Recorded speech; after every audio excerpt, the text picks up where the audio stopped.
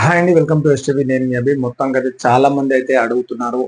అన్నా surveyor name అలాగే phone number కనిపించట్లేదు అని చెప్పేసి దీనికి సంబంధించి ఆల్రెడీ మనం ఒక 2, 3 వీడియోస్ అయితే చేసాం. సర్వేయర్ నేమ్ ఎందుకు కనిపియట్లేదు, అలాగే సర్వేయర్ నేమ్ మళ్ళీ వచ్చిందని చెప్పేసి అయితే చాలా మంది అయితే కామెంట్ అయితే చేస్తున్నారు.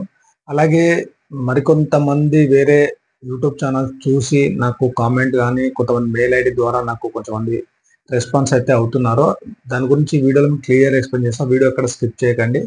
L1, L2, L3కి సంబంధించి చాలా మందికి మొబైల్ నంబర్ అలాగే సర్వేయర్ నేమ్ అనేది చూపెట్టట్లేదు. ఇది ఎందుకు చూపెట్టలేదు అంటే నేను గతంలోనే చెప్పాను. ఇది కొంచెం టెక్నికల్ ఇష్యూ వల్ల కొంతమందికైతే చూపెట్టట్లేదు. మళ్ళీ తర్వాత అందుబాటులోకి వస్తుందని ఒకసారి నేను క్లియర్‌గా చెప్పడం అయితే జరిగింది. ఫస్ట్ ఒకటి.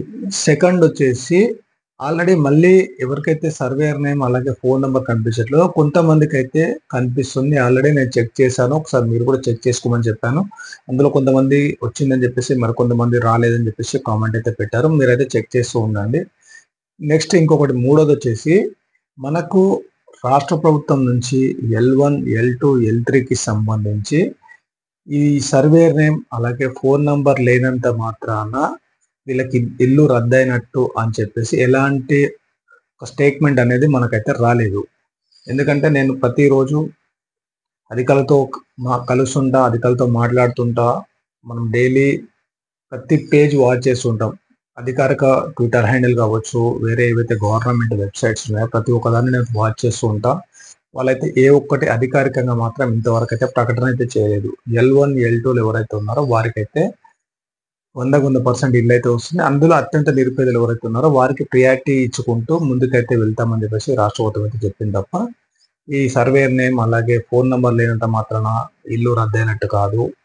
అలాగే వీళ్ళకు ఇల్లు రాదు అని చెప్పేసి ఇలాంటి ఎలాంటి స్టేట్మెంట్స్ అయితే గవర్నమెంట్ అయితే మనకైతే విడుదల చేయలేదు. ఇదైతే మనం గమనించాలి. ఎందుకంటే చాలా మంది నిరుపేదలు ఈ యొక్క అయోమయంలో ఉన్నారు కాబట్టి ఈ వీడియో అయితే చేస్తున్నాను. మీకు తెలిసిన వాళ్ళు కూడా వీడియో షేర్ చేయండి, లైక్ చేయండి, సపోర్ట్ చేయండి.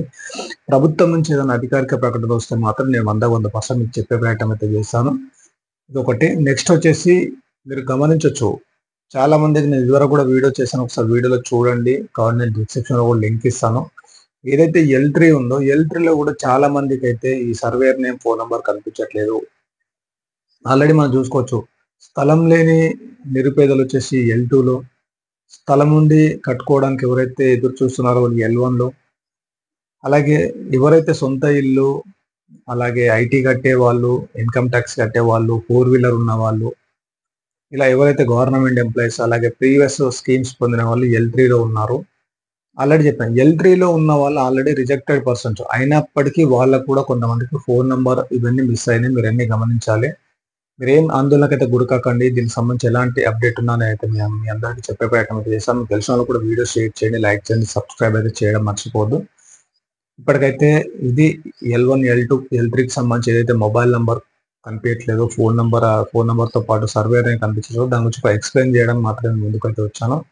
మీకేమైనా డౌట్స్ ఉన్నా కామెంట్ సెక్షన్‌లో కామెంట్ చేయండి. Thanks for watching STV.